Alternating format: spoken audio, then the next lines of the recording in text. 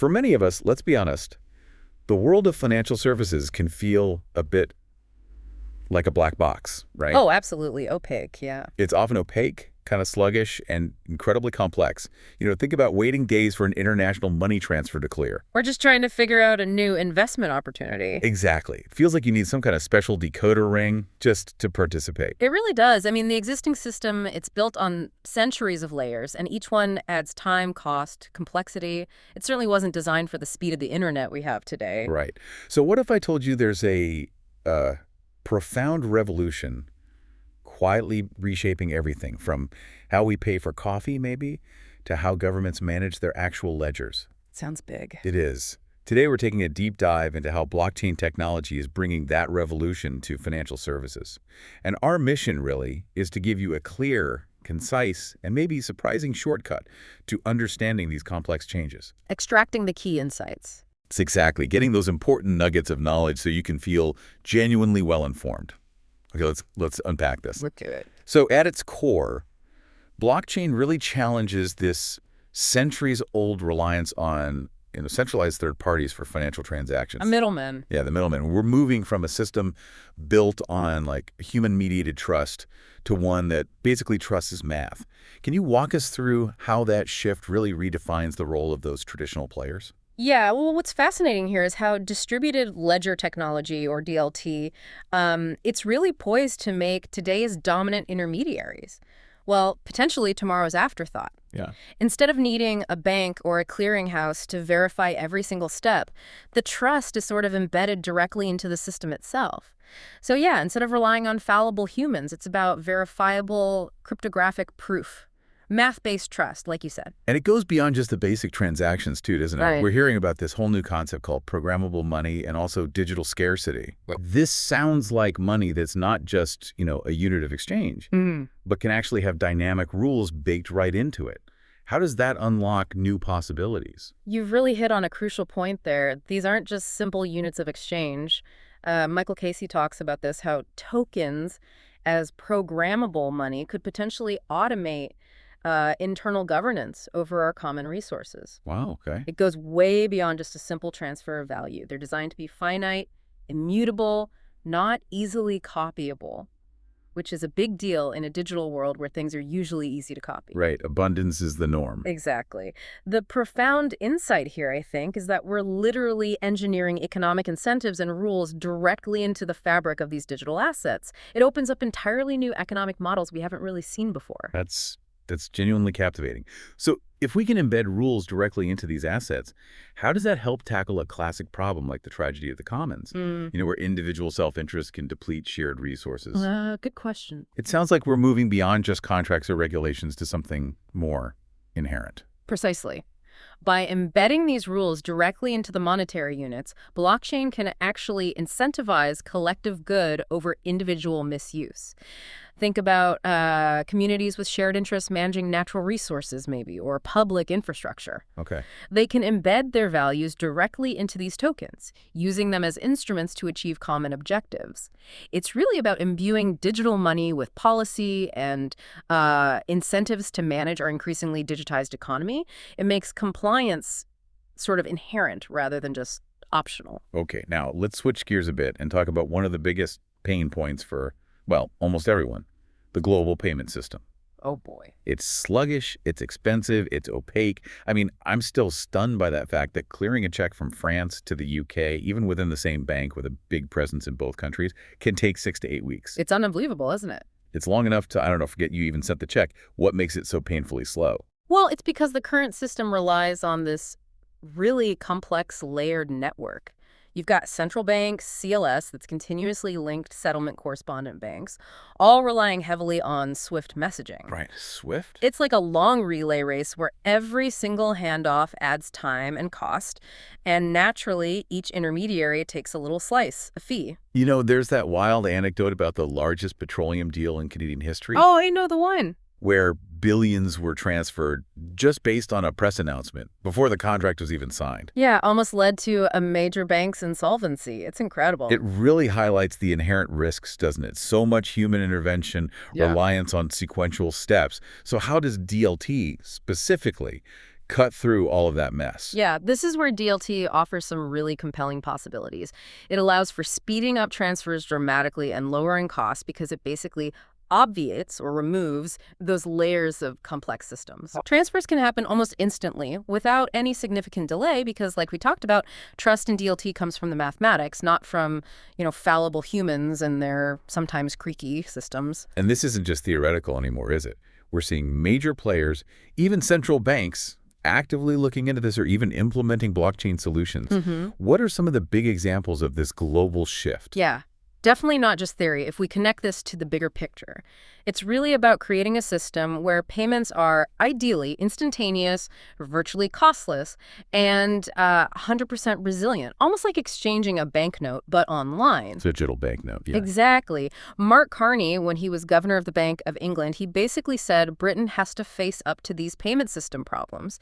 He showed significant interest in digital fiat currencies, and we're seeing actual projects. Canada's Project Jasper, Singapore's Project Ubin. Right, Ubin. Japan's Bankers Association is working with Fujitsu's blockchain platform for clearing and funds transfers. And then you have companies like Ripple, who are already directly connecting financial participants. American Express and Santander are using it for transatlantic payments.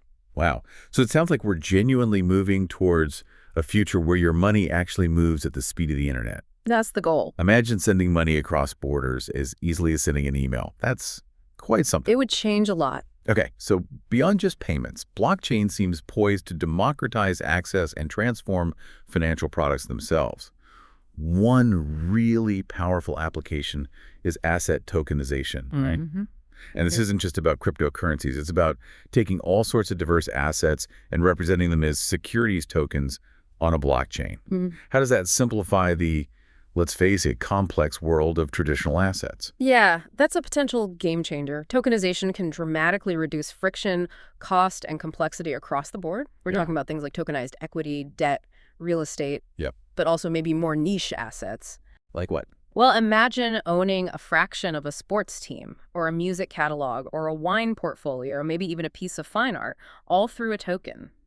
It makes previously illiquid or inaccessible assets highly divisible and potentially much more easily tradable. And that divisibility, that could really open doors for much broader participation in capital markets, couldn't it? Maybe democratizing access to wealth creation for, average people. That's the hope. Anthony Pompliano had that strong view, saying the Securities and Exchange Act of 1933 essentially took the idea of the rich get richer and wrote it into law. Maybe tokenization could help reverse that tide a bit. It's a powerful argument. What about decentralized finance, or DeFi? How is that creating this entirely new open-world marketplace? DeFi. Yeah, it's truly exciting territory. It's essentially building a new financial system, an open-world marketplace for financial services, often built on public blockchains. Okay. And one of its key attributes, often, is anonymity, or pseudo-anonymity. It can remove the need for traditional identity proof in many cases. And that's huge for... It's huge. Think about the billions of people worldwide who lack conventional IDs. This could give them access to financial services they simply couldn't get from traditional banks before. Right. A great example seems to be MakerDAO and its stablecoin, DAI. Their goal, as they put it, is to create unbiased currency and unbiased access to credit for everyone. So this lets anyone who owns Ether, for instance, generate money against their own assets, essentially bypassing commercial banks. But these projects, they're still pretty early stage, aren't they? How significant are they really, given their current scale? Well, that's an important question. And yes, while many of these projects are still early stage, I think they are critical experiments. They're proving out a set of ideas that, once they're exposed to the world, you can't really put them back in the box. Right, the genie's out. Exactly. The initial scale might be relatively small today, but the implications for how we structure financial services globally, they're potentially vast. Okay, but of course, the traditional financial institutions, they are just sitting idly by, watching this happen. Well, that is all. They're navigating this disruption, facing what people often call the innovator's dilemma, or maybe active inertia. But many are adapting. What are some notable examples of these incumbents embracing blockchain? Yeah, we're definitely seeing significant strategic moves.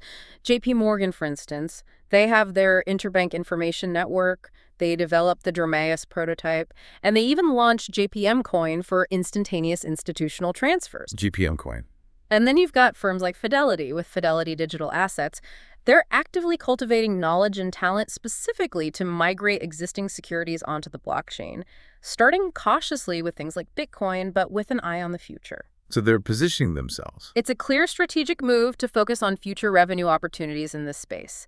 They see where things might be heading. Okay, let's zoom out a bit from just the financial sector and look at how blockchain is transforming government and public services.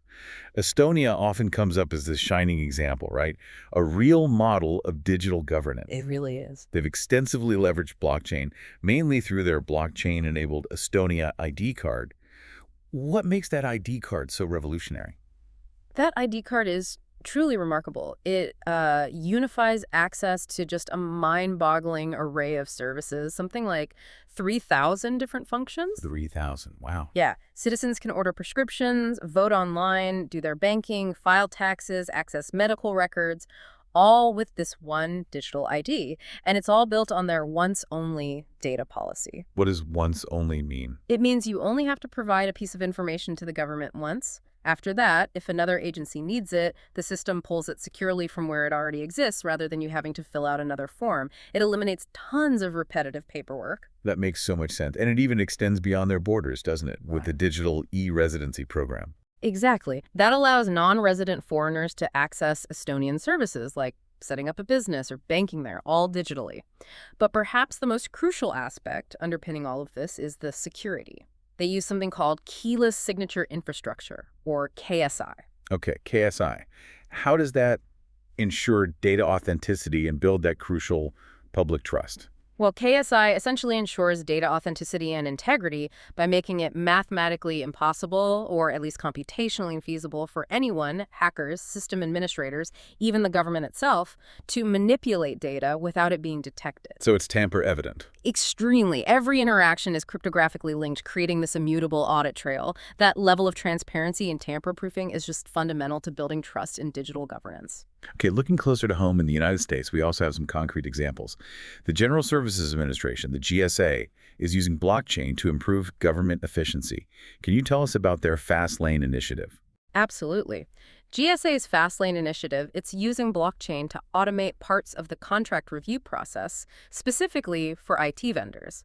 What used to take maybe a month to assess a firm's financial viability is now, well, nearly instantaneous. Wow, from a month to instantaneous. That's a huge win. It really is. The reported benefits are significant, lowering direct costs by close to 80%, freeing up staff time for more critical thinking tasks instead of paperwork, and increasing transparency for the vendors themselves. It really shows the potential for efficiency gains across all sorts of government functions.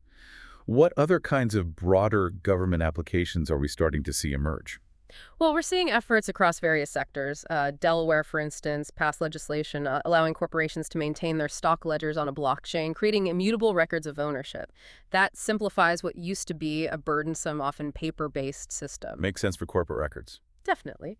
Sweden has been working on using blockchain for their land registry, trying to address the slow, costly, and sometimes corruption-prone nature of traditional land titling. Land titles, okay. And in Canada, the Receiver General had a proposal to potentially consolidate something like 102 different departmental ledgers into a single, shared, permissioned blockchain ledger. A single source of truth for government spending. Essentially, yeah.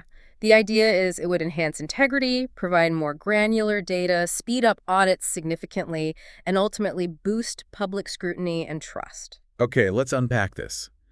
The sheer scope of these government applications, it really shows blockchain isn't just for finance anymore, is it? It seems to be becoming a tool for building better public trust and efficiency across the board. That seems to be the direction, yes. Of course, with all this talk of transparency and these immutable records, we absolutely have to address the paradox. How does blockchain balance that transparency with privacy? And how is it all being regulated? That's the million-dollar question, or maybe the billion-dollar question now. Right. Because blockchains inherently record all transactions, often with IDs, making information widely shared across networks. And this, initially anyway, met resistance from financial industry executives. They felt it fundamentally went against the grain of their current procedures, especially around competitive advantage and things like insider trading. Understandably so from their perspective. So how do we reconcile this inherent transparency with the very real need for privacy, both for individuals and for businesses? Yeah, that's a critical point. And what's fascinating here is, well, transparency and privacy are actually design choices, even on public blockchains. It's not necessarily all or nothing. The discussion should really focus on finding the socially optimal level of disclosure for different contexts. The benefits of transparency are pretty clear in many cases: reducing information asymmetry, potentially lowering the cost of capital, improving trust, for example, by making insider trades immediately visible, and definitely streamlining auditing. Okay, so if everything is recorded, how exactly do you achieve privacy on a blockchain then? Are there specific tools or techniques that allow for it? Yes, definitely. There are both sort of procedural and more high-tech solutions. On the procedural side, you can use things like multiple IDs or, more commonly now, hierarchical deterministic HD wallets. HD wallet? Yeah, HD wallets let you generate a new unique address for every single transaction, all stemming from a single master key. This makes it much harder for outside observers to link all your activity back to a single identity. It obfuscates behavior. Okay, so that's procedural. What about the high-tech stuff? Right, then you have more advanced cryptographic techniques like zero-knowledge proofs, often abbreviated as ZCO snarks. Zero-knowledge proofs. Sounds intriguing. They are. They basically allow you to prove that something is true without revealing the underlying information itself. Zcash is a well-known example that uses them. You can confirm a transaction's legitimacy, that the sender has the funds, etc., without revealing the sender's or receiver's identities or the amount. Fascinating. Okay, so that brings us naturally to some of the biggest questions facing blockchain right now. Regulation. The early ICO market, initial coin offerings, I mean, it was often described as a wild west. That's putting it mildly sometimes. Right. You had the to-the-moon bulls and the told-you-so bears, and it led to quite a few scams, unfortunately. It created this chasm between those seeing pure innovation and those warning of inevitable crackdowns. How has the regulatory landscape, especially with agencies like the SEC, evolved to deal with this? Well, the U.S. Securities and Exchange Commission, the SEC, has been very active in trying to get its arms around ICOs.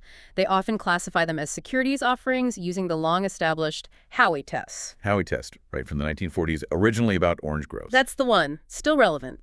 The key distinction they often try to make is between utility tokens, which are supposedly just for using a platform's operations, and security tokens, which represent an investment contract, an expectation of profit derived from the efforts of others.